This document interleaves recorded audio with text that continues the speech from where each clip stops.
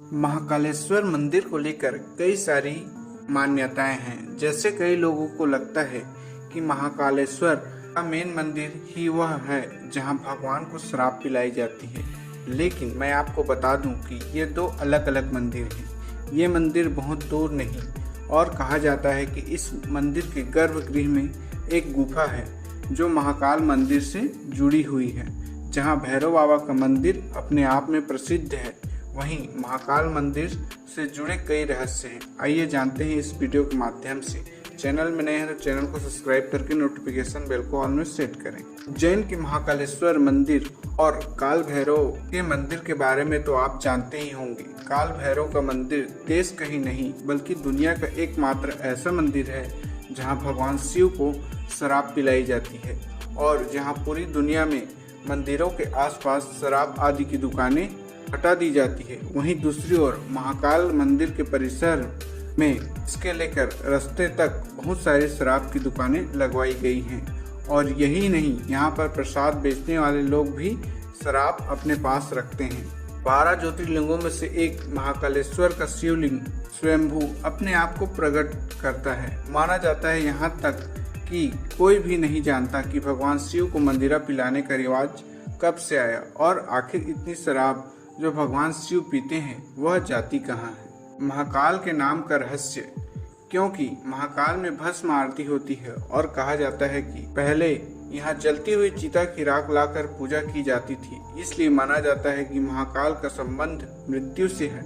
पर यह पूरा सच नहीं। दरअसल काल का मतलब मृत्यु और समय दोनों होते हैं। ऐसा माना जाता है कि प्राचीन काल में पूरी दुनिया का मनक समय यहीं से निर्धारित होता था, इसलिए इसे महाकालेश्वर नाम दिया गया है। दूसरा कारण यह भी है कि दरअसल महाकाल शिवलिंग तब प्रकट हुआ जब एक राक्षस को मारना था। भगवान शिव उस राक्षस का काल बनकर आए थे और साथ ही उज्जैन वासियों के आग्रह पर महाकाल यहीं स्थापित हो गए।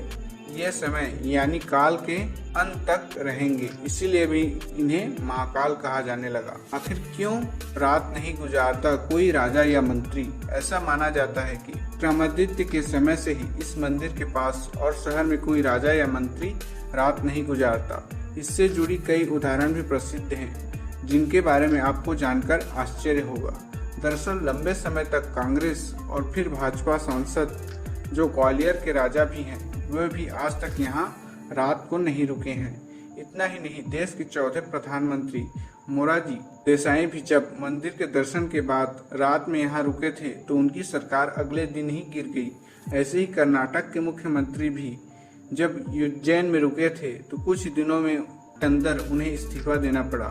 इस रहस्य को कुछ लोग संयोग मानते हैं तो कुछ लोगों के मुताबिक लोक कथा के अनुसार भगवान महाकाल ही इस शहर के राजा हैं और उनके अलावा और कोई यहाँ राजा नहीं रह सकता। भस्म आरती को लेकर एक रहस्य। भस्म आरती की कहानी शिवलिंग की स्थापना से ही देखी जा सकती है। दरअसल प्राचीन काल में राजा चंद्रसेन शिव के बहुत बड़े उपासक माने जाते थे। एक दिन राजा के मुख से मंत्रों का जाप सुन एक किसान का बेटा भी उसकी पूजा करने लगा, लेकिन सिपाही ने उसे दूर भेजा। वो जंगल के पास जाकर पूजा करने लगा और वहां से एहसास हुआ कि दुश्मन राजा उज्जैन पर आक्रमण करने जा रहा है और उसने प्रार्थना की कि ये बात पुजारी को बता दे। ये खबर आग की तरह फैल गई। उस समय विरोधी राक्षस दूषण का साथ लेकर उज्जैन पर आक्रमण कर रहे थे। दूषण को भगवान ब्रह्मा का वरदान प्राप्त था कि वह दिखाई नहीं देगा।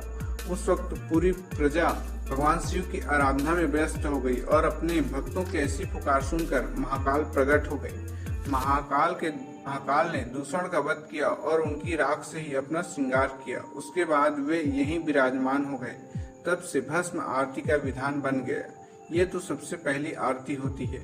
शिव पुराण के अनुसार कपिल गाय के गोबर के कंडे के साथ समी पीपल, प्लास पेड़ की लकड़ियां, आमलस और बरगद के पेड़ की जड़ को एक साथ जलाया जाता है। इसके बाद वे राख बनती है, जिससे हर सुबह भगवान शिव की भस्म आरती होती है। महाकालेश्वर मंदिर तक कैसे पहुँचे? महाकालेश्वर मंदिर तक पहुँचना बहुत आसान है। आप यहाँ देश के किसी भी कोने से आ सकते हैं। ट्रेन में आ सकते हैं, बस, हवाई जहाज, सड़क मार्ग।